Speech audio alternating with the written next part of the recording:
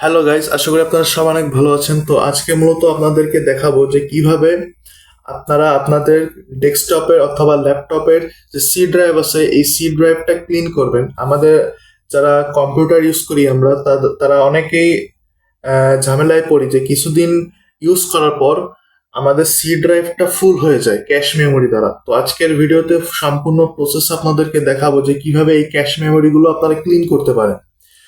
তো সরাসরি আপনাদেরকে আমার কম্পিউটারের স্ক্রিনে নিয়ে যাচ্ছি। তো সিম্পলি প্রথমে আপনার যে কিবোর্ড আছে কিবোর্ড থেকে উইন্ডোজ আর আর বাটন দুটো একসাথে ক্লিক করবেন। ক্লিক করলে এই কর্নারের দিকে একটা টেবিল খুলে যাবে। এখানে নর্মালি সার্চ করবেন, টাইপ করবেন যে RECENT রিসেন্ট লিখে জাস্ট আপনার কিবোর্ড থেকে ইন্টার প্রেস করবেন। প্রেস করলে একটা উইন্ডো খুলে যাবে। তো আমার এখানে এখন এমটি দেখাচ্ছে কারণ আমি একটু আগে আমার পিসিটা ক্লিন করেছি। তো আপনার এখানে বিভিন্ন ধরনের ফাইল থাকবে।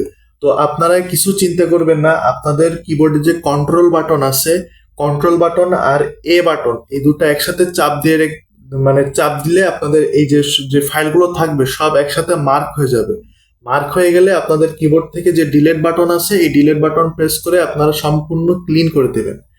এটা করলে হবে কি, আপনার যে রিসেন্ট যে সমস্ত ফাইল আপনি ওপেন করেছেন আপনার পিসিতে, এটা আপনার পিসি রেজিস্টার করে রাখে, এগুলো সব ক্লিন হয়ে যাবে। এটা আপনার পিসিতে রাখার কোনো প্রয়োজন নেই, তার জন্য এটা আপনি ক্লিন করে দিবেন।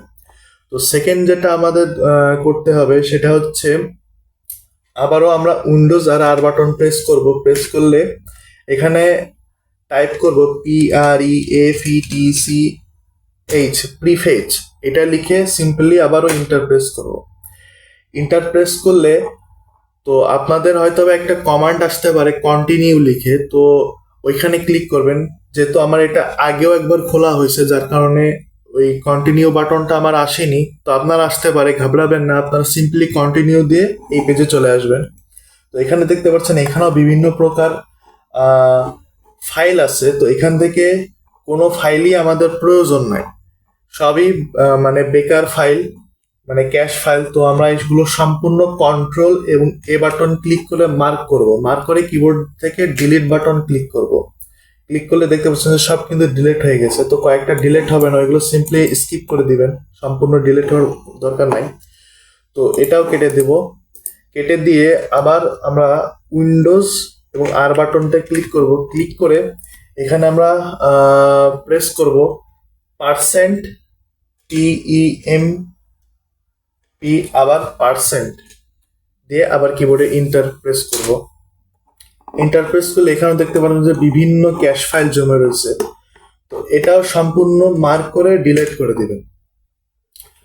তো এখান থেকেও কিছু কিছু ফাইল ডিলিট হবে না, যেগুলো রানিং থেকে ওই ফাইলগুলো ডিলিট হবে না। তো এখান থেকে do this for all current item এখানে টিক মার্ক দিয়ে স্কিপ করে দিবেন। তো এখান থেকে বেরিয়ে যাবেন। তো আপনারা ঘাবড়াবেন না যে এখান থেকে মানে আপনাদের কোনো ইম্পর্টেন্ট ফাইল ডিলিট হয়ে যাচ্ছে কিনা। এখানে যা যা ডিলিট করা হচ্ছে কিছুই আপনার ইম্পর্টেন্ট না, সবই ফালতু আপনার সি ড্রাইভের জায়গা নিয়ে বসে থাকে। তো সেকেন্ড আর একটা কাজ করতে হবে, সেটা আবারও আপনাদের এই উইন্ডোজ আর আর বাটন প্রেস করে এই রান কমান্ডটা আপনাদের চালু করতে হবে। তো কিবোর্ড থেকে আবারও আপনারা টাইপ করবেন TEMP। তো আগের বার টেম্পের আগেও পরে পার্সেন্টেজ ছিল, তো এবার আর পার্সেন্টেজ দেবো না, শুধু টেম্প লিখে ইন্টারপ্রেস করব। তো এখানেও দেখতে পাচ্ছেন যে বিভিন্ন ক্যাশ ফাইল জমে রয়েছে, তো এগুলো সব সিলেক্ট করে ডিলিট করে দেবো। এখান থেকে কন্টিনিউ করে দিবেন। দেখতে পাচ্ছেন যে আমাদের কিন্তু ক্যাশ ফাইল ডিলিট হয়ে গেল। এবং সর্বশেষ যেটা আপনাদের করতে হবে, এখানে এটা সম্পূর্ণ রিমুভ করে দিয়ে টাইপ করবেন CLEANMGR ক্লিন MGR লিখে ইন্টার প্রেস করবেন। তো এখানে দেখতে পাচ্ছেন যে দুটো ড্রাইভ দেখা যাচ্ছে, একটা সি ড্রাইভ একটা SSD। তো আপনাদের এখানে বিভিন্ন ধরনের ড্রাইভ থাকতে পারে। আপনাদের মূলত এই যে এখানে যতগুলো ড্রাইভ থাকবে আপনার এখানেও ঠিক ততগুলো ড্রাইভ শো করবে। তো আমার মূলত সি ড্রাইভের ক্যাশ ফাইল আমরা ক্লিন করতেছি, তো আমরা এখান থেকে সি ড্রাইভটা সিলেক্ট করব। অবশ্যই আপনারা সি ড্রাইভটা সিলেক্ট করবেন।